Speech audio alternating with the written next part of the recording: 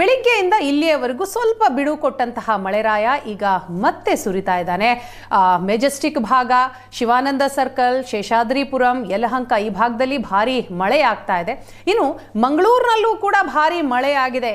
ಈ ಮಳೆಯಿಂದ ಆದಂತಹ ಅವಾಂತರಗಳು ಒಂದೆರಡಲ್ಲ. ಏರ್ಪೋರ್ಟ್ ಎಡವಟ್ಟಿನಿಂದ ಸಮಸ್ಯೆಗಳುಂಟಾಗಿದೆ. ಏರ್ಪೋರ್ಟ್ ರನ್ವೇನಿಂದ ನೀರನ್ನ ಹೊರಕ್ಕೆ ಹಾಕಲಾಗ್ತಾ ಇದೆ.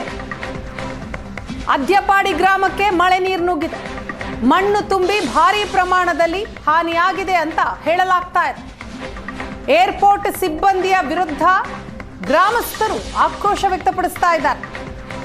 ರಾಜ್ಯದಾದ್ಯಂತ ಭಾರಿ ಮಳೆ ಆಗ್ತಾ ಇದೆ.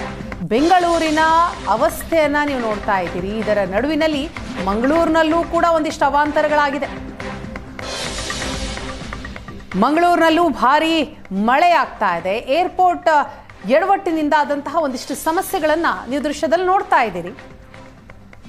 ಏರ್ಪೋರ್ಟ್ ರನ್ವೇನಿಂದ ನೀರನ್ನ ಹೊರಕ್ಕೆ ಬಿಡಲಾಗಿದೆ. ಇದು ಅಲ್ಲಿದ್ದಂತಹ ಗ್ರಾಮಸ್ಥರನ್ನ ಕೆರಳಿಸಿದೆ. ಮಣ್ಣು ತುಂಬಿ ಭಾರೀ ಪ್ರಮಾಣದಲ್ಲಿ ಆ ಭಾಗದಲ್ಲಿ ಹಾನಿಯಾಗಿದೆ. ಏರ್ಪೋರ್ಟ್ ಸಿಬ್ಬಂದಿಯ ವಿರುದ್ಧ ಗ್ರಾಮಸ್ಥರು ಗರಂ ಆಗಿದ್ದಾರೆ, ಕಿಡಿಕಾರ್ತಾ ಇದ್ದಾರೆ. ಮಂಗಳೂರಿನಲ್ಲೂ ಕೂಡ ಜಲಕಂಟಕ ಎದುರಾಗಿದೆ. ಏರ್ಪೋರ್ಟ್ ರನ್ವೇಯಿಂದ ನೀರನ್ನ ಹೊರಕ್ಕೆ ಬಿಟ್ಟಿರುವಂತಹ ಹಿನ್ನೆಲೆಯಲ್ಲಿ ಅದ್ಯಪಾಡಿ ಗ್ರಾಮಕ್ಕೆ ಮಳೆ ನೀರು ನುಗ್ಗಿದೆ. ಇದರಿಂದಾಗಿ ಆ ಭಾಗದ ಜನ ಸಮಸ್ಯೆಯನ್ನು ಎದುರಿಸ್ತಾ ಇದ್ದಾರೆ.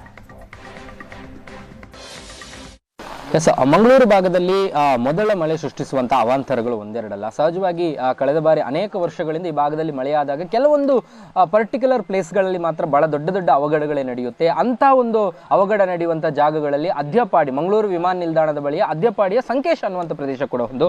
ಈ ಬಾರಿಯ ಮೊದಲ ಮಳೆಗೆ ಈ ಭಾಗದಲ್ಲಿ ಅವಾಂತರ ಸೃಷ್ಟಿಯಾಗಿದೆ. ಬಹುತೇಕ ಈ ಒಂದು ಅವಘಡವನ್ನು ನಾವು ಪ್ರಕೃತಿ ವಿಕೋಪ ಮತ್ತೊಂದು ಮಗದೊಂದು ಅನ್ನುವಂಥ ಕಾರಣದಿಂದ ಅದನ್ನ ವಿಶ್ಲೇಷಣೆ ಮಾಡುವ ಹೊರತು ಯಾರೋ ಒಂದು ಖಾಸಗಿ ಸಂಸ್ಥೆ ಮಾಡುವಂತ ಎಡವಟ್ಟುಗಳ ಕಾರಣಗಳಿಗಾಗಿ ಈ ರೀತಿಯಾಗಿ ಅವಘಡಗಳಾಗ್ತಾ ಇದೆ. ನಾನೀಗ ತೋರಿಸ್ತಾ ಇರುವಂತದ್ದು ಆ ಕೆಳಭಾಗದಲ್ಲಿ ಅದ್ಯಪಾಡಿಯ ಸಂಕೇಶದಲ್ಲಿ ಈ ಒಂದು ಮನೆ ನೂರಾರು ವರ್ಷಗಳಿಂದ ಇಲ್ಲಿ ಅವರು ಮನೆ ಕಟ್ಟು ವಾಸವಾಗಿದ್ದಾರೆ. ಅದರ ಮೇಲ್ಭಾಗದಲ್ಲಿ ಮಂಗಳೂರು ಅಂತಾರಾಷ್ಟ್ರೀಯ ವಿಮಾನ ನಿಲ್ದಾಣ ಇದೆ. ಅಂದ್ರೆ ವಿಮಾನ ನಿಲ್ದಾಣದ ರನ್ವೇಯಲ್ಲಿ ಮಳೆ ಬಂದಂತ ಸಂದರ್ಭಗಳಲ್ಲಿ ಬಹಳ ಭಾರಿ ಪ್ರಮಾಣದಲ್ಲಿ ನೀರು ತುಂಬುತ್ತೆ. ನೀರು ತುಂಬಿದಂತ ಸಂದರ್ಭಗಳಲ್ಲಿ ಆ ವಿಮಾನ ನಿಲ್ದಾಣದ ಆಡಳಿತ ಏನಿದೆ ಎರಡು ಭಾಗಗಳಲ್ಲಿ 3-4 ಭಾಗಗಳಲ್ಲಿ ಆ ನೀರನ್ನ ಹೊರಹಾಕುವಂತ ಪ್ರಕ್ರಿಯೆಗಳಿಗೆ ಮುಂದಾಗ್ತಾರೆ. ಏಕಾಏಕಿಯಾಗಿ ಯಾವುದೇ ರೀತಿಯಾದಂತ ಯಾರಿಗೂ ಕೂಡ ಮುನ್ಸೂಚನೆಗಳನ್ನು ಕೂಡ ಕೊಡದೆ ಅವರು ಏಕಾಏಕಿಯಾಗಿ ನೀರನ್ನು ಹೊರಗಡೆ ಬಿಡ್ತಾರೆ. ಅದರ ಪರಿಣಾಮವಾಗಿ ಕೆಸರು ತುಂಬಿದ ಗುಡ್ಡಗಳಿಂದ ಎಳೆದು ಬಂದಂತ ಕೆಸರು ತುಂಬಿದ ನೀರು ದೊಡ್ಡ ಪ್ರಮಾಣದಲ್ಲಿ ಆ ಮನೆಯ ಅಂಗಳಗಳಿಗೆ ಬರುವಂತದ್ದು, ಅಂಗಳಕ್ಕೆ ಬರುವಂತದ್ದು ಇಲ್ಲಿ ನೋಡಬಹುದು. ಇದರಲ್ಲಿ ಎಷ್ಟರ ಮಟ್ಟಿಗೆ ಮಣ್ಣಿನ ಪ್ರಮಾಣ ಇದೆ ಅನ್ನುವಂಥದ್ದನ್ನ ತುಳಸಿ ಕಟ್ಟೆ ಕಂಪ್ಲೀಟ್ ಆಗಿ ಅದರಲ್ಲಿ ಮಣ್ಣಿನಲ್ಲಿ ಹೂತು ಹೋಗಿರುವಂತದ್ದು. ಈ ಮನೆಗಳಿಗೆ ಅವರ ಮನೆಯ ಒಳಭಾಗಕ್ಕೂ ಕೂಡ ಆ ರೀತಿಯ ಕೆಸರಿನ ಅಂಶಗಳು ನುಗ್ಗುವಂಥದ್ದು ಮತ್ತು ಆ ಮನೆಗಳಿಗೆ ಹಾನಿಯಾಗುವಂಥದ್ದು ಎಲ್ಲವೂ ಕೂಡ ಆಗ್ತಾ ಇದೆ. ಇನ್ನು ಆ ಮನೆಯ ಮಾಲೀಕರಿದ್ದಾರೆ, ಅವರನ್ನೇ ಮಾತನಾಡಿಸ್ಕೊಂಡು ಹೋಗುವ.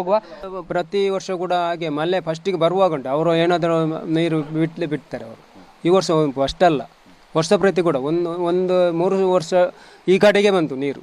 ಅದಕ್ಕಿಂತ ಮೊದಲು ಬೇರೆ ಕಡೆಯಲ್ಲಿ ಕೂಡ ಬಂದ ಏನು ತುಂಬ ಹಾನಿ ಆಗಿತ್ತು. ಆದರೆ ಅವರನ್ನು ಕೇಳಿದರು, ಅವರು ಬರುವುದಿಲ್ಲ, ಏರ್ಪೋರ್ಟ್ನವರು ಅದಕ್ಕೆ ಯಾರು ಮಾಡೋದಿಲ್ಲ, ಯಾರು ಬಂದಿಲ್ಲ. ಹೋದ ವರ್ಷ ಕೂಡ ಎಲ್ಲರೂ ಇವರು ಬಂದಿದ್ದಾರೆ. ಆದರೆ ಏರ್ಪೋರ್ಟಲ್ಲಿ ಬಂದು ನೋಡಿಕೊಳ್ಳೆ ಏನಿಲ್ಲ. ಮತ್ತು ತಡೆಗೋಡೆ ಮಾಡ್ತೇನೆ ಅಂತ ಹೇಳಿದರು. ತಡೆಗೋಡೆಗೆ ಎಲ್ಲ ಮೊನ್ನೆ ಸ್ವಲ್ಪ ಸಾಮಾನು ತಂದು ಆಗಿದ್ರು. ಮತ್ತು ರೋಡ್ ಬರಲಿಲ್ಲ, ಕಟ್ ಮಾಡಲಿಕ್ಕೆ ಆಗೋದಿಲ್ಲ ಅಂತ ಎಲ್ಲ ಬಿಟ್ಟು ಅವರು ಮತ್ತೆ ಹೋಗಿದ್ದಾರೆ. ಈ ರೀತಿ ನೀರು ಬಿಡುವಂಥ ಸಂದರ್ಭದಲ್ಲಿ ನಿಮ್ಗೆ ಏನಾದರೂ ಮುನ್ಸೂಚನೆಗಳನ್ನು ಇಲ್ಲ, ಯಾರು ಕೊಡುವುದಿಲ್ಲ. ಯಾರು ನೀರು ಬಿಡುವುದೇ ನಮ್ಗೆ ಗೊತ್ತೇ ಆಗೋದಿಲ್ಲ. ಸಡನ್ನಾಗಿ ಬಂದರೆ ಇದು ತುಂಬ ಇದು ನದಿಯಲ್ಲಿ ನೀರು ಬಂದಾಗಿ ಬರ್ತದೆ. ನಾವು ಏನು ಮಾಡಲಿಕ್ಕೆ ಆಗೋದಿಲ್ಲ. ರಭಸದಲ್ಲಿ ಬರುವುದರಿಂದ ನಮಗೆ ಎಲ್ಲಿಗೆ ಹೋಗ್ಲಿಕ್ಕೆ ಆಗೋದಿಲ್ಲ, ಬೇರೆ ದಾರಿ ಇಲ್ಲ. ಒಂದು ಮೇಲಿಂದ ನೀರು ಬರುವುದು, ಕೆಳಗಡೆ ಹೋಗುದು, ಆ ಕಡೆ ಹೋಗ್ಲಿಕ್ಕೆ ಕೂಡ ಆಗೋದಿಲ್ಲ, ಮೇಲ್ಗಡೆ ಹೋಗ್ಲಿಕ್ಕೆ ಆಗೋದಿಲ್ಲ. ಅದು ತುಂಬ ನಮಗೆ ಕಷ್ಟ ಆಗ್ತದೆ. ಮನೆ ಏರ್ಪೋರ್ಟ್ ಇರುವ ಮೊದಲೇ ನೀವು ಈ ಭಾಗದಲ್ಲಿ ಇರುವಂಥ ಅಲ್ಲ, ಏರ್ಪೋರ್ಟ್ ಇರುವಾಗ ಮೊದಲೇ ನಾವು ಇಲ್ಲಿ ಇದ್ದವು. ಮೊದಲ ಈಗ ಹೊಸತಾಗಿ ಮನೆ ಕಟ್ಟಿದ್ದಲ್ಲ, ಅದು 100 ವರ್ಷಕ್ಕಿಂತ ಮೊದಲೇ ಈ ಮನೆ ಇತ್ತು. ಈ ಏರ್ಪೋರ್ಟ್ ಆದ ನಂತರವೇ ಇದೆಲ್ಲ ಸಮಸ್ಯೆ ಆದದ್ದು. ಪ್ರತಿ ಬಾರಿ ಆದಾಗ ಅಧಿಕಾರಿಗಳು ಬರ್ತಾರೆ, DC ಅವರಿಗೂ ಕೂಡ ಮನೆಗಳು ಹೋಗುತ್ತೆ, ಆದರೂ ಕೂಡ ಯಾಕೆ ನಿಲ್ಲೋದಿಲ್ಲ? ಅದು ಯಾಕೆ ನಿಲ್ಲದಂತ ಯಾರಲ್ಲಿ ಎಲ್ಲ ಅವರು ಏರ್ಪೋರ್ಟ್ ಎಲ್ಲಿಗೆ ನೀರು ಬಿಡ್ತಾರೆ, ಯಾವ ಕಡೆ ಬಿಡ್ತಾರೆ ಅಂತ ಗೊತ್ತಾಗೋದಿಲ್ಲ. ಆದರೆ ತುಂಬ ಕಷ್ಟ ಆಗ್ತದೆ ನಮಗೆ. ಅದರಿಂದ ಮನೆಯಲ್ಲಿ ವಾಸ ಮಾಡಲಿಕ್ಕೆ ಕಷ್ಟ ಆಗ್ತದೆ. ಒಂದು ಖಾಸಗಿ ಸಂಸ್ಥೆ ಈ ರೀತಿಯಾಗಿ ತೊಂದರೆ ಕೊಡುವಂಥದ್ದು ಮತ್ತು ಜಿಲ್ಲಾಡಳಿತಗಳು ಕೊಡುವಂಥ ಸೂಚನೆಗಳನ್ನು ಕೂಡ ಅವರು ಪಾಲನೆ ಮಾಡ್ತಾ ಇಲ್ಲ ಅನ್ನುವಂಥದ್ದು ಬಹಳ ಸ್ಪಷ್ಟವಾಗಿ ಕಾಣುತ್ತೆ. ಯಾಕಂದರೆ ಒಂದು ಬಾರಿ ಆದರೆ ಅದು ಯಾವುದೋ ಬೇಜವಾಬ್ದಾರಿಯಿಂದ ಆಯಿತು ಅನ್ನುವಂಥದ್ದು. ಆದರೆ ನಿರಂತರವಾಗಿ ಇದೇ ರೀತಿ ಸಮಸ್ಯೆಗಳಾಗ್ತಾ ಇದೆ ಅಂದರೆ ಆ ಅಧಿಕಾರಿ ವರ್ಗ ಅವರಿಗೆ ಬಿಸಿ ಮುಟ್ಟಿಸುವಂಥ ಕೆಲಸವನ್ನು ಮಾಡ್ತಾ ಇಲ್ವಾ ಅಥವಾ ಅವರನ್ನು ಲೆಕ್ಕಕ್ಕೆ ತೆಗೆದುಕೊಳ್ತಾ ಇಲ್ವಾ ಅನ್ನುವಂಥದ್ದು ಕೂಡ ನೋಡಬೇಕಾಗುತ್ತೆ. ಕ್ಯಾಮ್ರಾ ಪರ್ಸನ್ ಅಶೋಕ್ ಜೊತೆ ಭರತ್ರಾಜ್, ಏಷ್ಯಾನೆಟ್ ಸುವರ್ಣ ನ್ಯೂಸ್, ಮಂಗಳೂರು.